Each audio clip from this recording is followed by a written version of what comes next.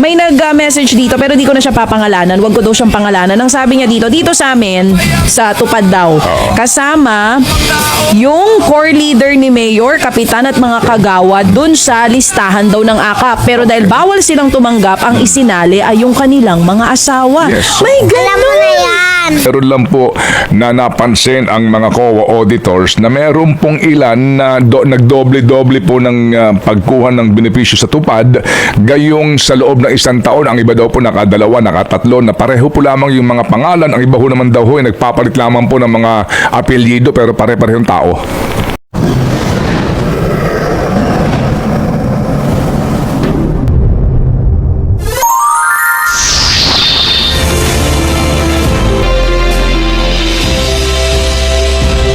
Ano ba ang ibig sabihin ng tupad? tulong panghanap buhay sa ating disadvantaged and displaced workers. Ano ba ang pakialam natin sa tupad? Nako, malaki. Kasi syempre, yung ayuda na yan galing pa rin sa pera ng bayan. At Ayun. nako, ang matindi dito, nakikita nyo naman, hindi lang yung AKAP ang nagagamit Opo. for political benefit nitong mga EPAL. Pati to, meron ding gumagamit yan. Pati mismo po si Mayor Benji nagsasabi rin na ito rin po yung ginagamit nga, no? Bilang kumbaga pambili ho actually na rin ng boto, di ba? Kasi nga pinilalabas po ng ilang mga EPAL na sa kanilang pera nila yan o sa kanila po nang gagaling, ha? Ito hong pondong ito. Ganun po ang datingan. And of course, no? Meron din pong COA report na nagsasabi na yung po nagdaang mga taon, meron daw po kasing mga sa loob ng isang taon doble-doble. Oo, So siguro ho naman maganda yung paliwanag siguro po dito ng kalihim kung ano ba ang panuntunan. Baka naman talaga tinamaan din po ng kalamidad at kailangan po ng tulong pangkabuhayan. Okay naman. Do sa akin katanggap-tanggap yan. Basta po klaro, malinis, ha, at wala pong epal na politiko. Correct. Sa Batangas ngayon, katakot-takot na epal dyan, mga kapatid. Ginagamit po kasi mga nakaupo sa pwesto ang kanilang mga magulang. Hindi na ako magbabanggit ng kung sino-sino. Tama. Pero maliban dito sa nasa executive ngayon, meron ding anak ng senadora, di ba, na tumatakbo din dyan. Ganun din po sitwasyon. Kaya ho, sandamakmak ang sinong lalaban sa kanila, di ba? Sino ho ang lalaban sa mga nasa poder ang mga pamilya? Opo, ha? At katakot-takot po na pinagkukuhanan po ng ganito pong mga pondo ng bayan para gamitin sa pansariling personal na interes. Ang tawag ba dyan ay demokrasya? Mukhang hindi na yata demokrasya yun, di ba? May nag-message dito pero di ko na siya papangalanan. Huwag ko daw siyang pangalanan. Ang sabi niya dito sa amin, sa Tupad daw, kasama yung core leader ni Mayor, kapitan at mga kagawad dun sa listahan daw ng AKAP. Pero dahil bawal silang tumanggap, ang isinali ay yung kanilang mga asawa. Yes. May Alam mo ganun! na yan. Alam niyo ho, mga kapatid, napakahirap nga po nitong ganito pong ang dami ho kasi lalaki ng pera, no, for this purpose na mga ayu-ayudang ito na yung control ho natin post-audit po ito. And then, kapag po nag-audit din, mismong auditors dito hirap na hirap. At malalaman din po natin, mga kapatid, kung meron man pong nangyaring kababalaghan 2 years after na. Yan ang sistema po dito po sa ating pananalapi. Magandang umaga po sa inyo, Sec Benny, at masagana, makabuluhan at mapayapang bagong taon pong aming bati sa inyo.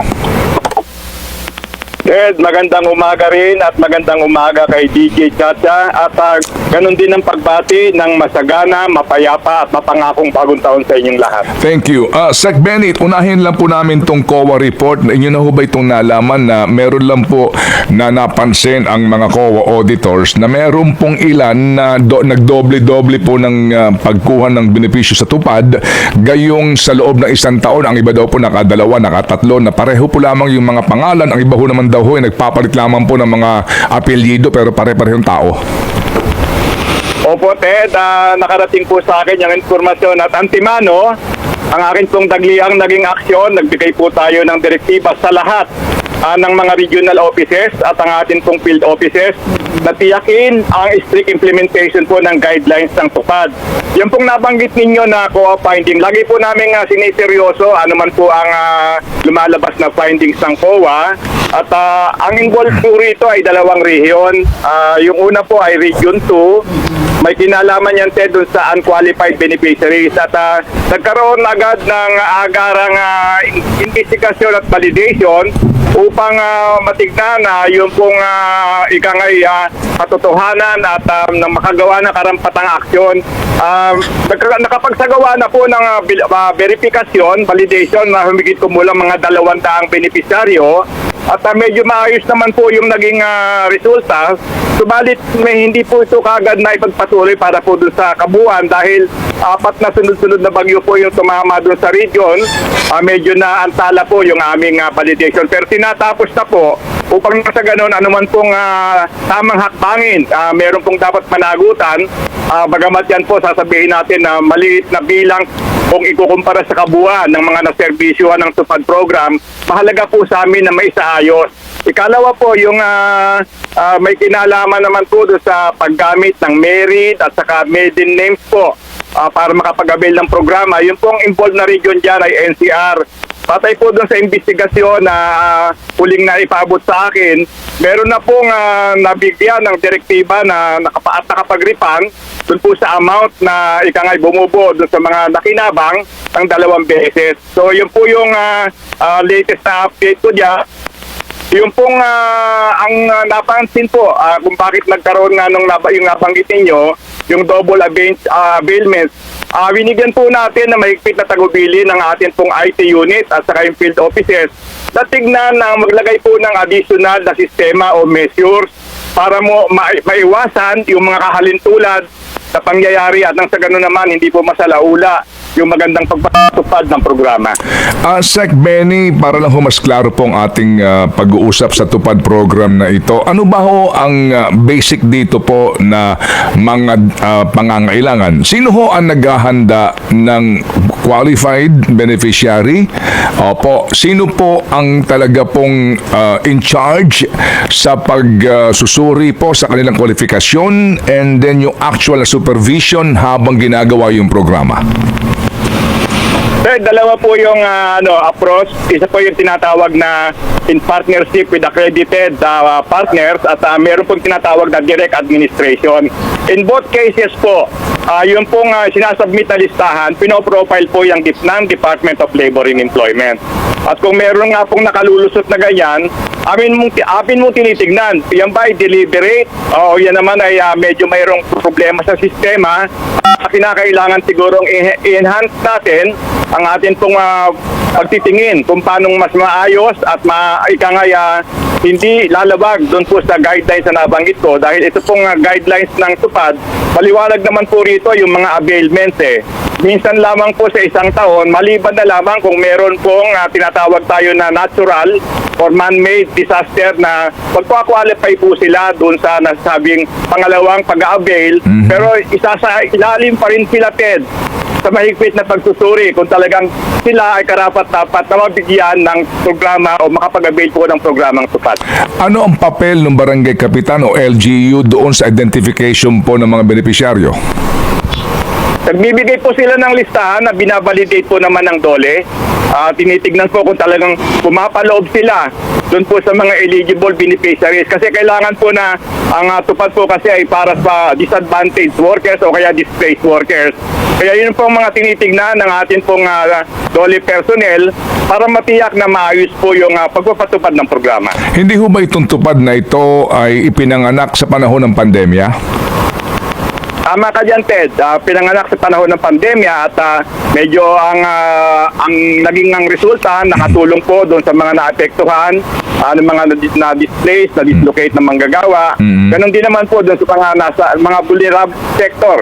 Lalo na po, Ted, nung nakaraang taon na sunod-sunod po yung bagyo, malaki po ang naibigay na ikangay pag-alalay, pagtulong, bagamat po ay temporary employment lamang, yung pong kanilang tinanggap na sweldo, cash for work po kasi ang tupad, medyo nakatulong naman po upang makatawid sila doon sa kanilang pangangailangan. Magkano po ang sweldo doon po sa mga benepisyaryo po ng tupad sa bawat araw ng trabaho? Ted, yung pong umiiral na minimum wage kada region po. Okay. So, halimbawa po sa National Capital Region, Ted, ngayon ay 645.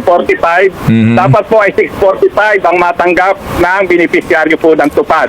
Gaano kahaba po, Secretary, ang dapat na maging trabaho ng isang benepisyaryo sa bawat pagkakataon po na hindi naman kalamidad na pinag-uusapan natin? Minimum of 10 days, Ted, at maximum of 90 days. Depende po sa klase ng Okay. public work sa kanilang gagawin. Okay, opo. So klaro po yan. Ano po? Yun po ang sweldo niyan, minimum wage doon sa rehiyon at ang maximum ay 90 days. Opo, at dadagdag ko lang, Ted, dapat po ay matanggap yan ng buong buo nung pong nagtrabaho o beneficiaryo ng tupad. Opo. Dapat po yan ay walang bawas.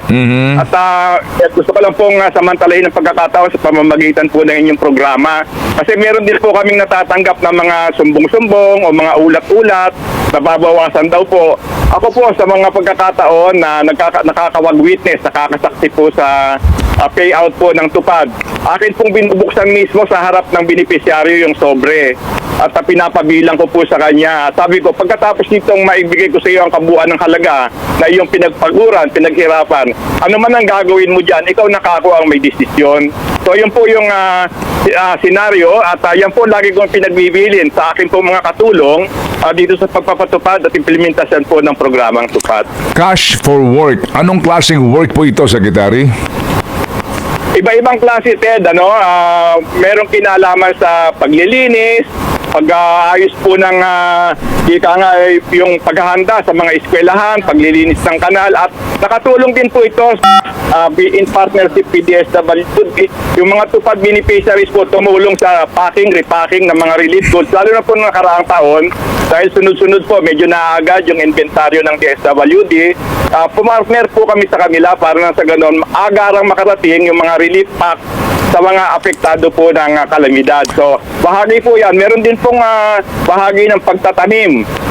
Hindi lang naman po ito yung makikita natin na pangkaraniwan, nagwawalis sa kalsada.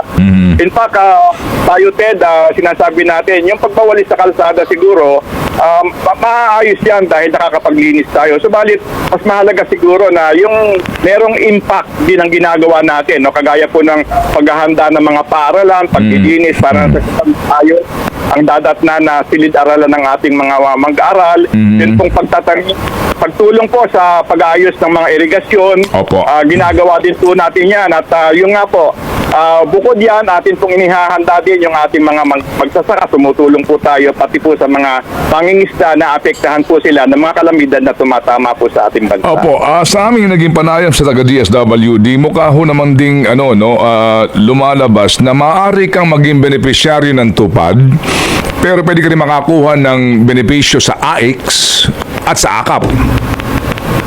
Pwede po, pero yun po ngayon ay lang tinitignan ng ating pong DSWD, DOS, at Department of Labor and Employment. Kasi meron din po naman sigurong peculiarity yung kanilang programa. Kagaya po nung sabanggit yung AIX, yan po naman ay talagang ayuda. Ang tupad po naman ay temporary employment, cash for work po. Yan ang distinguishing feature po ng dalawang programa. Pero in both cases po, tinitingnan po namin na sana yung pag-avail ng sabay, wag naman yun ang maging pamantayan o panuntunan. Kasi dapat po maabot natin mas marami pang bilang ng ating mga mamamayan na nangangailangan po ng tulong. Opo, hindi ho naman matatawaran po ang ganda ng adhikain ng programang ito, no? Cash for work, at doon talaga ho sa nangangailangan ng hanap buhay sa halip na tumunganga lamang nagiging productive. Pero meron din pong kaisipan, Secretary, na ito pong uri ng mga ayudang ito ay nagbibigay po ng sa halip na maengganyo yung manggagawa, yung ama o yung ina na maghanap ng hanap buhay na regular, ay umaasa na lang po dito sa mga programang ito. Ang iba nga po, kapag tinatanong mo anong trabaho mo, tupad, na para bagang regular na nilang trabaho yon. Kasi kung puro ayuda, hindi ho ba mendicancy culture na po ito? Itong nangyayaring ito. Ano pong tugon niyo po doon, Secretary? Aasa ako sa tupad dahil nga sa pwede ako makahingi once a year.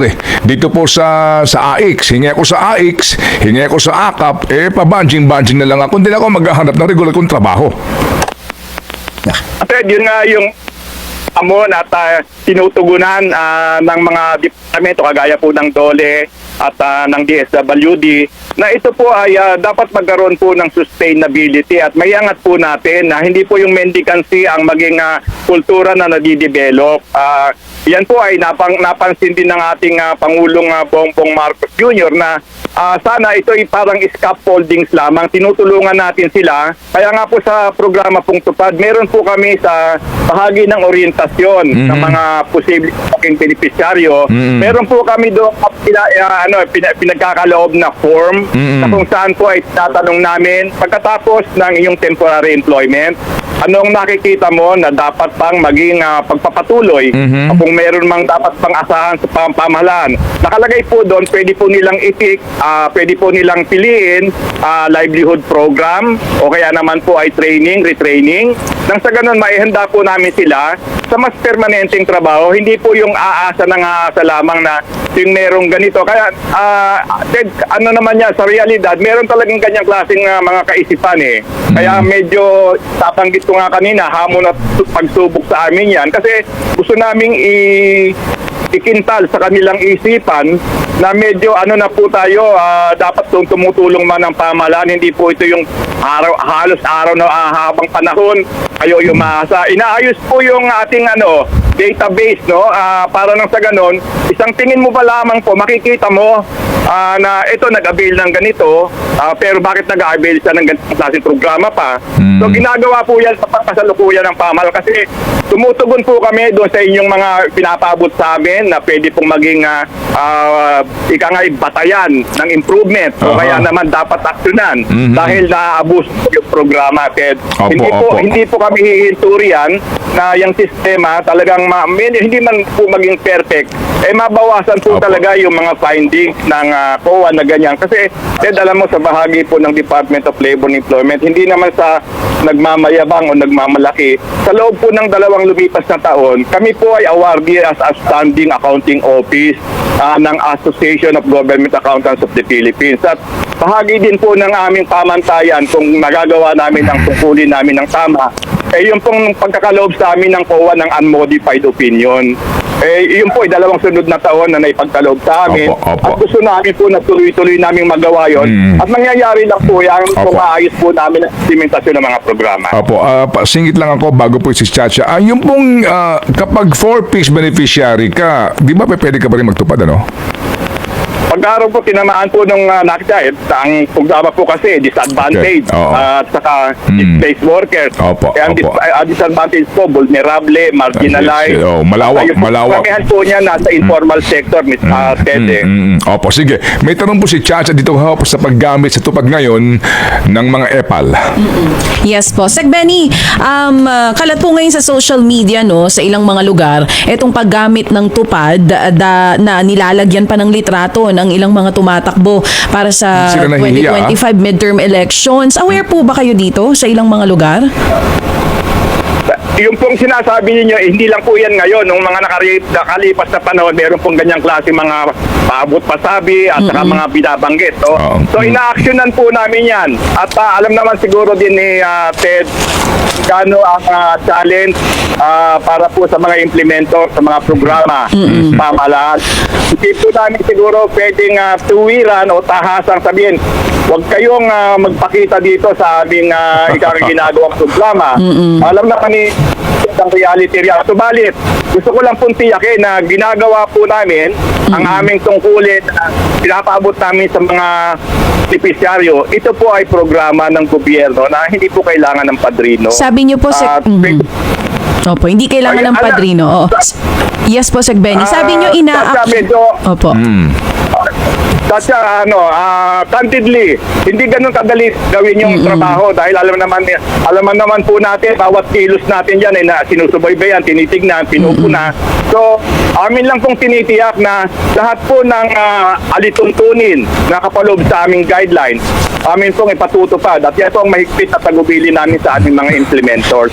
Alam po namin na sila ay nasasubject sa mga iba-ibang klase ng pagsubok o kaya naman yung mga sitwasyon na medyo minsan nakapapagpahirap sa implementasyon. Paano kaya po ito, ng Sek? programa. Sek, paano kaya ito? May post po si Lucky Manzano. Si Lucky Manzano ba ang nag-post yan? Oo, kay Lucky mismo? Manzano na post po Opo, ito. opo. At dito po sa post nito, basahin mo, paano kaya yan, Sek? Si Lucky Manzano, kandidato po sa pagka-vice governor, si Vilma Santos po, hindi ho ba, sa pagka-gobernador, tapos yung congressman, yung anak niya naman bunso, si Ralph Recto, nandun din yung muka doon sa sinasabing post na ho nito mismo.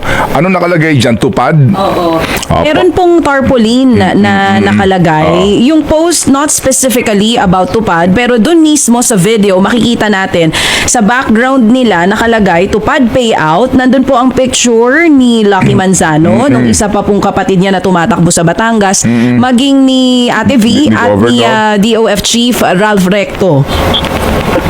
Paghugan yan na ang sinasabi daw po, ito ho naman, bukas po ang aming programa sa panig po dito nila Mr. Lucky Manzano. Kapag ho ganyan na kasama nyo sa gabinete ang mukha doon sa tarpaulin, paano kaya?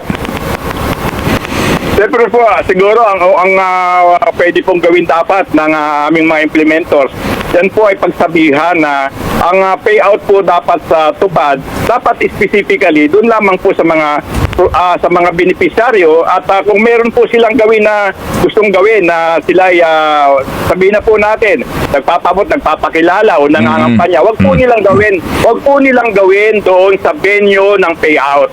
Pwede po silang sa labas nun dahil karamihan naman po kami, Ted, the reality is nakikipag-partner po kami sa mga local government units para maabot po namin at yung pasilidad po magamit din namin. Pero hindi naman nangangahulugan yon na dapat ay kami ay maging mangutangan ng loob dahil ang tinutulungan po naman namin mga constituency, kung sino man po yung politiko, kung sino man po yung local government official, dapat siguro tulungan nila kami sa maayos at hindi pupunahin na pagpapatupad ng aming mga programa.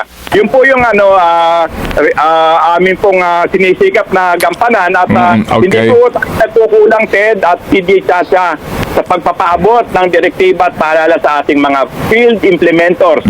Pagkamat alam natin hindi ganun kadali, pero hindi po kami hihinto hanggat hindi po natin makita na ang implementasyon dapat ay hindi po nagkakaroon ng problema o hindi naman po nalalagay sa alanganin dahil yung pong mga nakikinabang yan, dapat po naman mapakalagaan natin din na magpatuloy ang ayuda ng pamahalaan pero hindi nangangahulugan na tuloy-tuloy yan kung nagkakaroon po ng mga problema.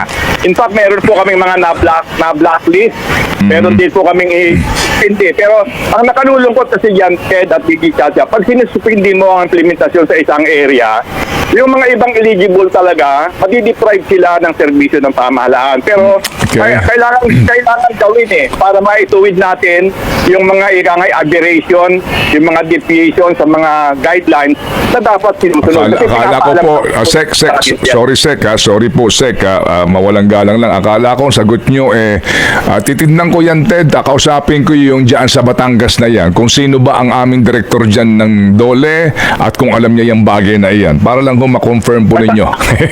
Sorry po. Kasama yun. Hindi, Ted. You don't have to apologize. Opo. Actually, kasama yan sa gagawin. Kasi Opo. pag merong nakakaabot sa akin na ganyang klaseng sumbong o kaya balita o na-pick up Oo. natin sa social media, Oo. hindi po tayo nagsasawalang tibo o nagkikipit Opo. balikat. Opo. Tinatawagan po natin kaagad. Opo, sige Ted, po. Opo. Alamin nyo lang po, no? Opo. Kasi nga, sabi ko nga, bukas ang aming programa, para po dito. Sino nag-post yan? Again, di ba Sa follower ka niya? Instagram account Okay. ni Luis Manzano na i-post. Ayan. Opo, oo. na-post niya. So, Actually, yun ngang post mismo, no, Sek, hindi siya tungkol sa tupad, pero sa video mismo, makikita natin yung tarpaulin, nandoon po yung nakalagay, tupad payout, together with their family picture. So, Sek Oo. Benny, ngayon na alam nyo na, sa mga ganitong Okay. pagkakataon, talagang Sige. rerekta po kayo para sabihan sila na mali yan? Kayo na pong magsasabi nun sa Opo. kanila? Sabihan po na, in fact, bago pa tayo nagkaroon po ng ganitong klaseng panayam o talakayan, noong nakaraang taon, ganyan na po ang direktiba Okay. Dapat Opo. sabihan natin sila. Pero medyo, siyempre, pagdating po sa Opo. field, Okay. pero mga magagaling po, may maabilidad, maglagay ng litrato. Pero pinagbabawal po namin Opo, yan, na opo, sana opo. wag gawin. Opo. Naintindihan ko naman yun kung ikaw si director at ikaw magpe-payout pagkatapos sinabihan ka nitong mga nasa posisyon o makapangyarihang mga tao dun sa lugar, sino ka ba naman para tumanggi, di ba? Naiipit sila. Anyway, sige po, so asahan po namin ang inyong